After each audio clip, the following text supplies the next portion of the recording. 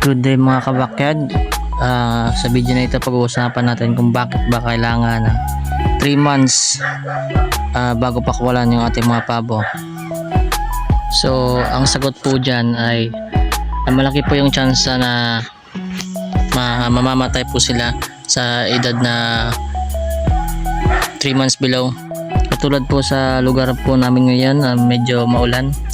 Yung mga 3 months below na mga pabo natin ay malaki pong chance na magkasipon or magkasakit po dahil sa ulan.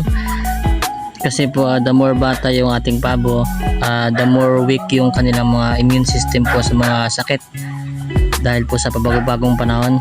Saka po sa edad po na 3 months below ay hindi po sila kayang makipagsabayan po lalo na sa pagkain kasi maliit pa sila. At saka po sa na-experience ko rin po